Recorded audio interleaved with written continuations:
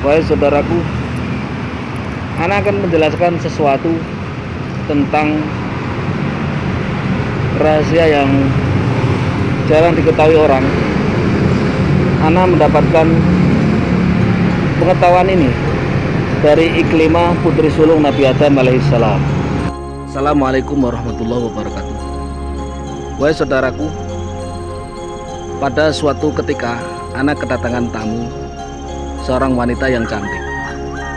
Lalu Ana tanya, beliau bernama Iklimah, putri sulung Nabiullah Adam alaihissalam.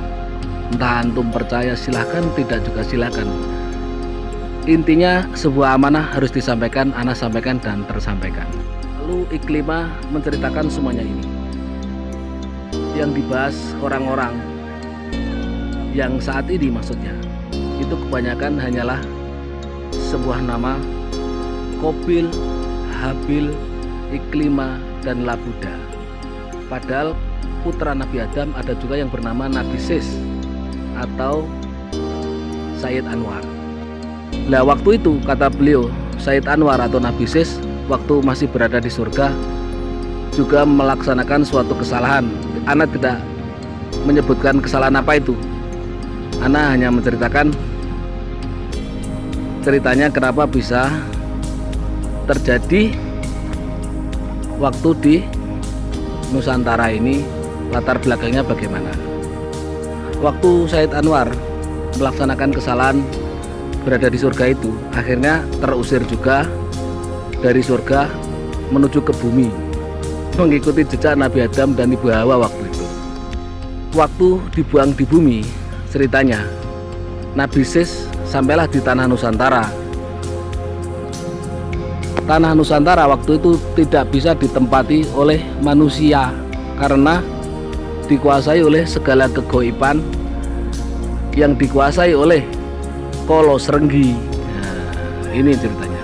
Nusantara karena banyak sekali dikuasai kegoiban, seakan-akan seperti ada pagebluk, penyakit, bencana, dan sebagainya. Itu karena dipenuhi dengan segala macam kegoiban yang di bawah naungan Ki Kolo Srenggi tadi yang bersemayam di bawah Gunung Merapi.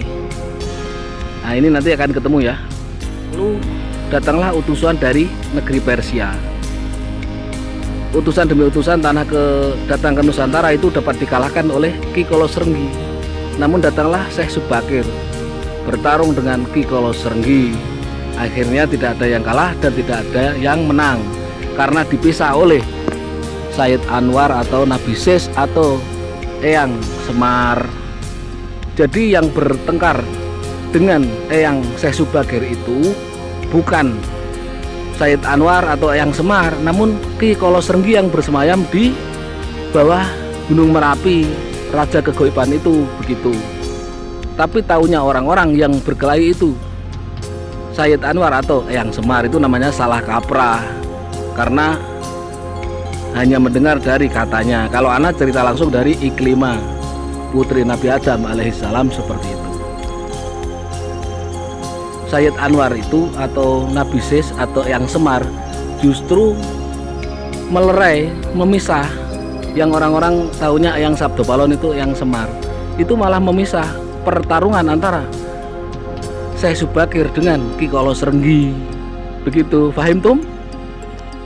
Akhirnya tanah Nusantara ditanam tumbal oleh Syekh Subakir sehingga bisa ditempati oleh manusia yang dikenal dengan tanah Jawa Dwipa atau Indonesia saat ini. Seperti itu. Namun Sayyid Anwar mengatakan perjanjian itu akan berakhir pada 500 tahun yang akan datang. Pas 500 yang akan datang itu finishnya, akhirnya berakhir pada tahun 2020. Sekarang Agustus kemarin itu sudah habis, tanggal 2 bulan Agustus itu habis pada hari Jumat Kliwon. Paham tum? Jangan heran jika saat ini Indonesia jadi banyak virus, banyak musibah, banyak segala macam karena perjanjian agar tanah Jawa Dwipa Nusantara bisa ditempati itu kan cuma 500 tahun. Sudah berakhir tanggal 2 bulan Agustus Jumat Kliwon 2020 kemarin. Ini bulan apa? Desember. Paham tidak? Anda harus menceritakan tentang ini karena amanah harus disampaikan dan tersampaikan. Lah, kata kegoiban dalam arti karena Ki Kolo Srenggi sudah dikalahkan sama, oh bukan dikalahkan ya, karena oh benar, Ki Kolo Srenggi jika bertarung dengan Syekh Subakir itu tidak ada kalah, tidak ada yang menang. Namun Ki Kolo Srenggi kalah dengan Nabi Sis atau Sayyid Anwar. Sayyid Anwar mengatakan tanah Jawa Dwipa akan tentrem, adem ayem, tanah Nusantara akan subur makmur, gemah rifah loh jinawi mercusuar dunia seperti dahulu, asalkan dipimpin oleh momongannya lah, begitu loh. Ini hanya amanah dari kegoiban, bukan kata saya. Antum percaya silakan, nggak silakan. Momongan Sayyid Anwar atau Nabi Sis atau Eyang Sabdo Palon itu siapa? Kata Iklimah, ya satrio tinitisan wahyu keprabon pinandito tanpa mahkuto, yaitu Satrio Piningit. Karena di akhir zaman ini Satrio Piningitnya yaitu satrio tinitisan wahyu pinandito tanpa mahkuto. Fahim tum? Itu kata kegoiban, bukan kata ana. Jangan heran jika alam seperti ini, karena kemauan alam seperti itu. Fahim tum?